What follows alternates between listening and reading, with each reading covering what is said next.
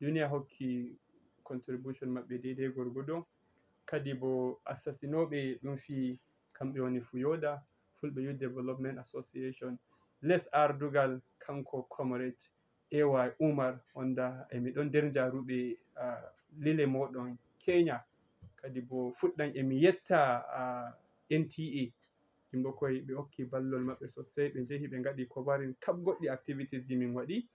Emi yetta Unity FM radio e TV maɓɓe, kamɓe ma ɓe jehi ɓe hokki gudunmowa maɓɓe, ɓe jangi kap hundeji ɗum waɗi ɗon. Emi yetta sector 5 les ardugal soja en, kamɓe ma ɓe ɗofti min, ɓe jehi ɓe darake ɓe reni min waɗi kap hundeji handi min waɗa. Emi yetta al'umma balluɓe dow yigo lalle ɗum yarani bandiraɓe maɓɓe balla. Allah sako e alkhairi, Allah bindana kowa baraji. Kadi bo inchallahu hande karfe 12 daidai lokaci Unity watta hokkata habaruji maɓɓe, so on nanai habaru komin jehi min waɗoyi Kenya, ɓe mbi inchallahu 12 hande ɓe bolwai komin waɗi. Sannan nangoɓe TV Unity lallai ɓe mbi kamɓe ma karfe 4 hande ɗum alasara ɓe gaɗai vidioji ɗin ɗon, ko moye yi'ai bigeje ɗen ɗon ɗe min jehi, yi'ai bo hundeji ɗum sendi e ɗi sendira. Kadi bo TV ɗum ɓe mbi ɓe ɓeidai wartirgo shiri ɗum karfe 8 hande ɗum jemma. Jango kadi 12 TV ɗum ɓeidai wargo, bo non andu on Unity e wondi radio e wondi TV, so gonduɓe TV sai keɗito gi'a. Sannan to Allah yari en jango subana karfe 8 news maɓɓe ɗum ɓe watta e Ingilishi, kanjum ma ɓe waɗai ɗum. To emi toro jomirawo balla en. Modibbo Usman, Allah yamɗini a nani irin no yimɓe balliti bandiraɓe maɓɓe, kadi bo yigo irin yanayi ɗum ɗo, ko koye giɗa tasiri ballugo bandam e irin nder yanayi ɗum ɗo, koni tasiri irin balla ɗum ɗo to tagu. أعوذ بالله من الشيطان الرجيم بسم الله الرحمن الرحيم والصلاة والسلام على المبعوث رحمة للعالمين أما بعد السلام عليكم يا bandiraɓe am fulɓe, emi silminano on iri silminango dina islam holli, kango woni assalamu aleykum wa rahmatullahi taala wa barakatuh. Kono noon no Modibbo Ibrahim wi, tabbas jomirawo wi e wallinde neɗɗo, ta walli bandirawo maɗa jomirawo wallete. O wi wallahu fi amnil abdi ma damatel abdi fi awnil akhihi. O wi ta walli bandirawo maɗa to fa jomirawo fa wallete. Joni ɗo misali ton to fuɗɗande Ibrahim miya Allah sako alheri ni lawol ngongol jahuɗon Kenya gartuɗon ƴamma no showriyaɗum iɗamu majjum. Kono non no gilotoɗon on faytina yimɓeji natta bigeje fere fere, Allah sakana on alheri. Yawwa, kono non no jahirɗon ɗa e jomirawo yiɗi wallinde, ngam wallinde nde kayre fa gaskiya bandirawo maɗa to natti haali goɗɗum, an fa a nattayi fa to wallutumo. Ta wallitimo ma jomirawo wallitete. Ta rari kan iri non no heɓi ɓenɗa e fa, amma fa na fa wai ko a ɓuru sembe, ɗum ɗon hunde wai ɗum heɓete. Jomirawo koye walluma.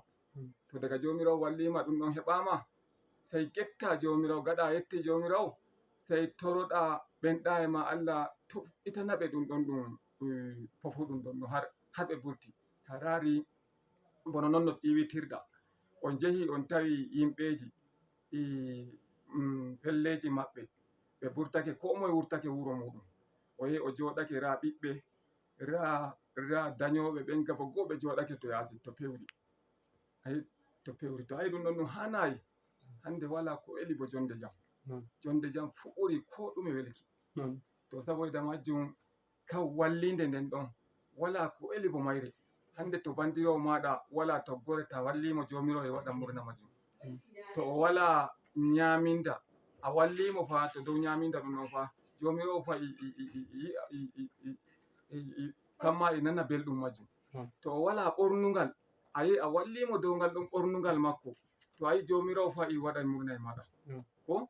To saboda e majjum ngam Allah to iri ɗu'um fofi en gaɗu wallinde nde ballitoɗen bandiraɓe meɗen. Jomirawo wi'en ta walliti bandirawo maɗa jomirawo wallitete.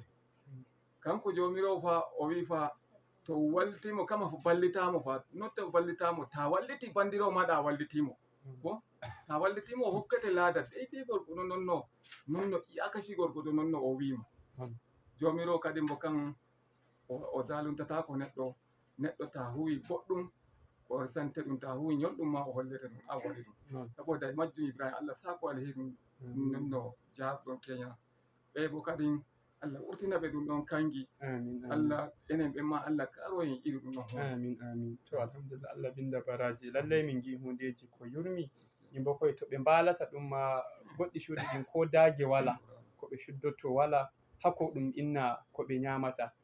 Nder hunde ko ɓuri yurmugo min fuu jaɗo ɗon e ɗon goɗɗo surbajo ɓiɗɗo Allah hinnuɗum malam inde mako goɗɗo modibbo mawɗo goɗɗo mo ɗum warno suka on ɗon mo heɓi admission to School of Health to Bauchi ɗo ni e mo janga ɗon wanda ta yi ladde nden ɗon ko hewta ɗum mbima ma tagu ma timmini primary har timmina secondary to ladde nden ɗon to hunde on nde ɗum waɗata farin ciki dow majum. To suka on ɗon mo timmini har secondary mo dilli Bauchi mo yahi mo jangowa to mo wartoyi hutu wonta ɗon hunde nden ɗon nde feƴƴi to gure maɓɓe nyako mako ɓawo warama ittanama hoore ɗum kuttani ɗum rewdu to suka on ɗon mi wima on kam karshe jangirde mako wonta ɗon hoore mako ka bogo warti sai a hankali ɗum fi asibitiji daban suka on ɗon har to bolbeten ɗo ni Kenya ko min toyimo hankali mako wartowa ma dow mako hakko ma ɗum mbiya ɗum soƴƴaymo makaranta. To ayi irin hundeji ɗin ɗon e ɗi ɗon ma tot sai mbiyen Allah ɓeyda jonnango en bigeje meɗen jam kadi bo Allah ɓeyda waddango en ballayɓe yimɓe meɗen musamman nattuɓe irin ɗi haliji. Modibbo Muslim Allah yamɗine ko mi yiɗi mi ƴamma woni abon no anduɗa sana'o'iji ko yimɓe gaɗata e ɗuɗi kadi bo enen aksari ko ɗum andiri en woni halamma demal e durngol.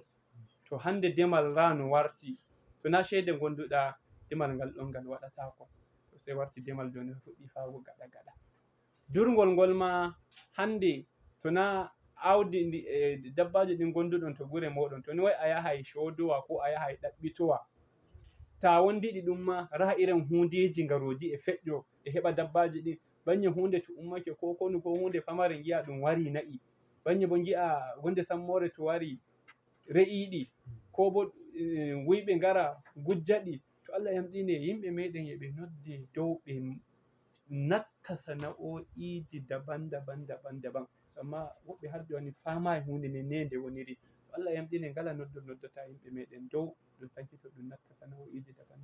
A'udhu billahi minash shaitanir rajim. Bismillahir rahmanir rahim. Assalamu alaikum ya jama'atul muslimin. Wato alhamdulillahi mi yetti on kullum malami e bolba sana'a bo ko waɗe wonta ɗum. Emi nodda babiraɓe ton to wuro ta wodi sukaɓe ma ɓe jari jobo to ni worɓe ɗon ɓe kewti tato rowɓe e ɗon ɗiɗo to mi nodda babiraɓe ɗum wata suka go'oto makaranta gorko worɓe ɗiɗo ɓen ɗon bo ɗum heɓana goɗɗo sana'aji e ni da dama kulodotoɗo e nayi kulodo e nayi go'oto bo wate ton to aiki gareji ko watte goɗɗum sana'a ɗum daban sana'aji kam fay ni Allah e ɗunniɗi amma min mi lurake mi rari jama'aje da dama goɓɓe fijira e sana'a ko babamu waɗi ɗum to sana'a sai salo gaskiya emi nodda e irin sukaɓe ɓen ɗon kowa nana konko babamum mbiyata baba fala no watta holla on kallo ɗum gin kowa joni inchallahu e miya kusan waytake sai dai to salake kowa fa malami en e bolba kulliyam amma bo to jodi nden no a bolbi bo e ɓe nana emi nodda dayoɓe gi Allah hatta iri yeri en kamɓe ma e ɗon irin ngaɗoɓe kanannan sana'ahol ton to ɓe jaɓa ɗum ba ko me sada kaya nonno sada ɗum woniri to waɗi deidei e nonno ɗum yarata ko naira 10 heɓata to bi'a accai sana'a gin e ɗon iko Allah goɗɗo linɗo am sati ɗuma suga kanko bo woni madujo am gaskiya suga ɗum nyannama o bi o acca bimo mi innata accu hande ɗo ta acci faɗuwa me wonta ɗon ko naira 10 inna ɗum heɓata ɗum waɗa ka lallaɓago e naira 10 ɗum kanjum woni ɗum barka. ɗuɗɗal jawdi sey mama Allah yerdake. Min bo emi nodda dañoɓe gi Allah ɗum sankita sukaɓe to sana'a. ɗum tabbitina suka yehi makaranta, suka yehi sana'a, to ni har Allah ɗumniɓe ɓe kewti jobo, to gi Allah ɗum sendindiraɓe kashi 3. kakkilononayi ton to o darake o hakkilananayi gi ndemal ngal warti sey mo ceede. hande ɗo ta wala hanya ceede a fotayi dema. gaskiya rayuwa ɗum warti ko hulni, ɗum warti ko yurmi. sabi e maka mi toro ya Allah riginana en sauki abubuwaji ɗiɗo, kowa bo sankita suka mum to sana'a. Allah bo wanma kowa nani, Allah wanma ɗum waɗa amfani e konko ɗum nani. Allah sako e alheri. to Modibo Muslim Allah ɓinda baraji. To nanoɓe bono no min mbi onon ma on natta kon shawariji moɗon to nder. min maɓɓiti woya amin sey natton noddowo mo fuɗɗa. Assalamu alaikum. Salam. Comrade wali jam? Allah rene jam. Ja alhamdulillahi. Ya midda Suleiman Ali daga nan. To Modibo Suleiman minta ne ko tirnoɗo. Alhamdulillah. To usi anani ko woni shawari maɗa. Alhamdulillah min nani irin gadi da ɗan Allah ya sa shi alkhairi. Amin. Sannan bawo ma ki kuma nan da jarumin da muku kuma ki su da mu tare. An lita in ma to da mu. In dari yawanci gwamnati ta yi ne yanzu. Zan da yi wani haure da ade bana ne da su. Ai duk shugaban kasawari jihar Plateau. Ai irin kudin ma ba su yi kudin kiwa ko. Gimbo majin ne da musamman da hali garo da falle da jama'a ne saboda gaskiya irin bari da bari da ya karmi aiki wata ne kuma ne na siya yanayi din masifa sosai. Zara fata Allah ya nuna wata zai masu. Amin amin. Sannan bawa majin musamman nan da ke tura magana sana'o'i wato su fadi. Idan ne don yin yadda kan mutum ne. Wada kokar dan yau da gada su kaɗi da sana'o'i saboda kun wani rai ke zuwa hirse sannan da wani rayuwa mafi bawo majin waɗa sabi darjan girke kuma rai. In dari wala ku tsoskata in su bawa lokacin musamman da jihar Plateau mai Najeriya gaba da inda gudda furta a ta su bawa da gasta su kare waɗa da jangir. Ba majin minar da musamman da yin kan Allah da gada kokari a wani su kare da wani da darjan girgire ko da na iku gada gudda su der yaro janga sannan gada gudda su sana'o'i in gari na insha Allah in gaba mafita. Allah la mi da wallahi. Amin. Allah la mi da wallahi. Amin. Allah la mi da sako. Malam Allah ta wajab. Amin amin. Hawri to Modibo Suleiman. Allah binda baraji. Ranar domo Yesu. Assalamu alaikum wa rahmatullah. Wa alaikum assalam wa rahmatullah. Allah Ibrahim wali na tauri. Jam kalabu. Ona hobi da Allah ta sa. Amin amin. Ito da Muhammad Sani da ake. So Modibo jabba ma ina to. Alhamdulillah Allah ta sa nawa da kai. Amin amin. Arko yake joni da yake da dama sannan bo yake joni da yake to ya da kiri da da ta Allah ta sa alkai. Amin amin. Dole dan da in da fara ne Allah ne da na kuɗi. An ga ma tsorin da ya fari. Idan Allah ya bar don da alƙa annabi da zai. Ne da yi ko da bin gudu ko da fara riya wai ai ko ko wannan ba anna umma da a kulle kulle wani ko kulle. Allah dan da ko ne dai ta Allah dan da ko ne don Allah wani kai. Sannan ko tafi ga kana ilimi da sana'a da bagwai da da. An da wala ilimi a wata da sana'a. Awai sana'a fa wala ilimi ya an kama da kita. Wai ne da wani da bago dole da hausa. Hausa janjini don a sana'a din sun ji hausa ko kuma da wala ilimi. Mutum idan kana cikin wallahi na ilimi ko da ya duniyar ba ta yi kira. Amma da mu wata wani ilimi ya fahimta da tsira to insha Allah Allah wuce da ko da mutum da abu Allah la yi da na da kuma Allah da wallahi mu da Muhammad sallallahu alaihi wasallam. Wa alaikum assalam. Sai ranar domo Yesu. Kai. Wasu rediyo a mala. Kai. Hado o nattidi e goɗɗum ɗo ni ranar domo Yesu. To o kanko ma o nattidi mo Yesu. Assalamu alaikum wa rahmatullah. Wa alaikum assalam wa rahmatullah. Allah sa ko waɗannan abubuwa ma to hoɓɓe maɗa e ƴeftanma juuɗe. alhamdulillah mi tatan gonɗo to Modibbo Hassan e jingirande. to mi nani belɗum takkaran ɗan handi musamman bo taimako ɗin ɗum ɗumnuɗa wato ɗum taimako woodi non no Modibbo arandejo o wi kowa taimakiɗa Allah taimakete wato alhamdulillah sai magana sana'a wato yanayin hande wulɓe ko ɗan nefi salora en sosai ɗiga babbo en hori fiiɗu wayto nagge ate tarari nagge fa wawan yawa tari enen fulɓe wallahi neɗɗo gaba goo sai waɗa ka ɓangol wala gesa wala to yiɗi digere goo dari to ɗo to ɗum ɗon ɗum wiyata ɗum fuu kusan ɓaddake bo wutoɗum ɓurgol ɗingol wooɗi neɗɗo waɗangol to amma kamati neɗɗo ko woni fuu woodi sana'a ɗum waɗata dogaro lallai sai to nagge bana ilmu ɗin ɗo ya kamata to goronno musulmi dole ta woodi kitaɓe sendaɓe a goɗɗo to ilimi to a goɗɗo kadi ɓangare durngol ngo ɗon yofa goɗɗum kuɗe amma ta hocci sukaɓe ma gaba goo hawtaɓe iya to na'i ɗo ɓe wi'a kanjum dogariɗa to dow Allah sakanu alheri amin Allah jabo ra noddo mo yeso na'am assalamu alaikum alaikum salam mama Ibrahim wali jam Allah rene sorry de na mi wala ma to hoɓɓe an e jaɓɓo ma na'am momin bollata an ɗum moyi to Modibbo Nuhu nam emin nanma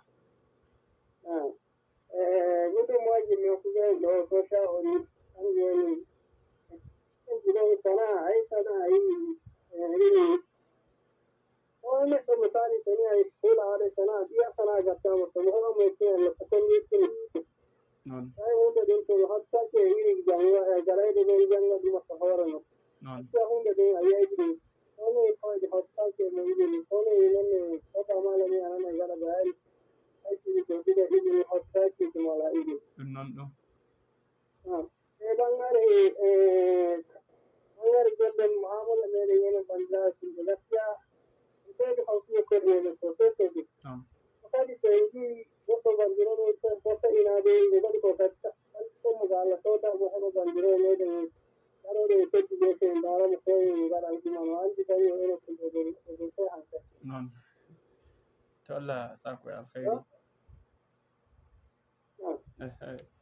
to Modibbo Usman koni haala maɗa karshe hala an ka ƙarshe wona noon no o Modibbo nane wino ɗum habaru ɗum ilmu ɗum ɗon ɗum kanjum ilimi ɗum ɗon fa kanjum woni hoore ko ɗume fa wona noon no o wi acciri en gaɗa ɗum enen tabbas ɗum ɗon ɗum enen sey tawa enen joni en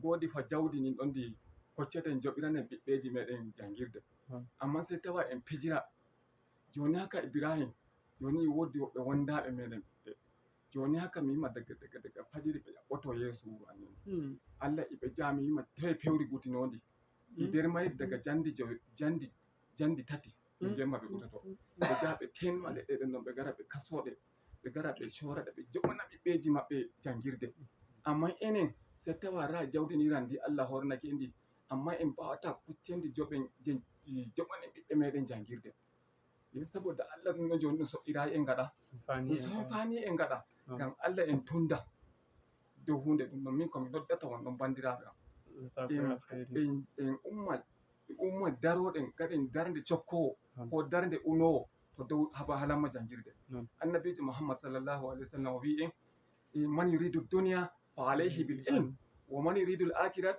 fa alayhi bil ilm giɗɗo duniya to daro janga giɗɗo lahira ma daro saha ɗum fu heɓay ɗum amma to ni a daraki gaɗa ɗum an fa duniya daɗete yiɗaɓon majjum ñande mi yehi gaɓɓoltegal ɗo woyla ɓe mbi ga Allah mi jenjinanoma e ɗon shiri Ibrahim o wi ɓe nana belɗum ɗum shiri wallahi ta waɗu koppito leydi to ɗum shiri har iɓe yeeso ɓe mbiyaɓe ka Allah sako alkhairi min jetti bo min nani belɗam Modibbo Muslim ko woni haala ma noddol maɗa wato daga ko karshe ko mbiyami Allah sakano kowa e alheri.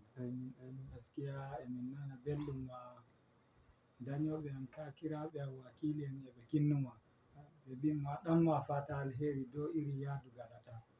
Gaskiya bo min ma mi ɓeyda yettugo ma emi ɓeyda foɗugo hankali dow sana'a ɗum nan ɗum ɓeyda darago. Allah kowa ton to waɗa sido ba suka mum to yaɓa konko sorata ba Allah ko leɗɗe ɗen ɗum ummo babiraɓe ummo daro soraɗe ɓiɓɓe gaɗa makaranta. Allah bo sakanoma e alheri ta hoti kinna dañoɓe ma. Assalamu alaikum. Kadi ko mi yiɗi mi ɓeyda bolgongo en musamman gonduɓe e wayaji mawɗi ka programme ji min gatta ɗi hononde fulɓe ko ɗi fuyoda watta musamman ko shafi unity ɓe gondiri ɗo ni maɓɓe to yahi YouTube to nyo'i ko to natti ko ɗum watta sacin binda Unity TV to inchallahu yi'ai programme ji ɗi min watta fuu hatta na yaadu amin du jango min gaɗi Kenya e natti ɗon ɗum yi'ai ɗum. Sannan kadi bo kamɓe Unity ɓe ngaɗa to Facebook page maɓɓe ɗum bindi Unity FM / TV station Jos to nyo'i ɗum to Facebook waɗi sacin to inchallahu nangoway ɓe ko to nangiɓe yi'ai kap programme ji min watta.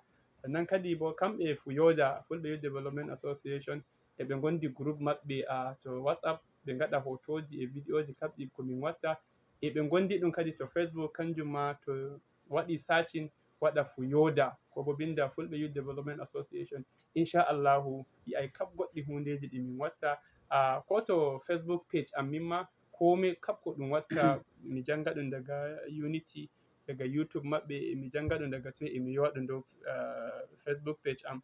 Kadi bo bono no anduɗen en gondi groupe to WhatsApp ɗum hononde fulɓe to ɗon ma kap goɗɗum programme ɗum watta e ɗum waɗe nder ɗon so gonɗo nder groupe ɗum yi'ai kap activities ji ɗum watta. Mo waɗata bo inchallahu sai waɗa ka saurarago to radio ko to e wondi TV rara yi'a kap ko handi ɗum waɗa. Emi toro jomirawo valla en so ko hewta mi dilla ha mi ɓeyda jangugo noddol neɗɗo goto. Assalamu alaikum. Assalamu alaikum. Alaikum salam. Wani ba zan mali da. Jam Allah rene. Allah ba kuma alkai ya ido ya kubu daga doza zabi. Sai wani bo Yakubu hanne wato. Alhamdulillah Allah ba ku alkai. Amin amin. Ajiya mun gaji halaji mawdu. Na'am. Ajiya bu dan yin yasa ya da zaɓin Kenya. Na'am. Bakin da uku da gudun mu da ziyadu Allah ta sanar da alkai. Amin amin. Ko ka ga wanda duniya Allah ka da niyya uku halin ma. Amin amin. Da mai amin amin to Allah ya sa ku alkhairi. Number ɗum min hokkata to WhatsApp group ɗum kanjum woni bono ni 070 63 53 5177 070 63 53 5177 on mbawai turago message on mbawai noddugo ɓawo programme kala goɗɗum ko handi ɗum waɗa inchallahu en tattaunoto bo koye lokaci ɗum wondi to programme ɗum ɗuuɗa har tattaunoɗen kap goɗɗum ko jiɗɗen tattaunago nayi moɗi ko muslim mi yeggiti mi waɗi nam to a wondi second hoytatoy ɗan jarrabawa heɓɓarake waje esiraɓe annin ɓe ɗan gaɗanama gobara Allah wattitana ɓe konko wulani ɓe amin amin dama konko mbiyano min ɗum Allah wanno alkhayri nder amin amin assalamu aleykum so jama'are assalamu aleykum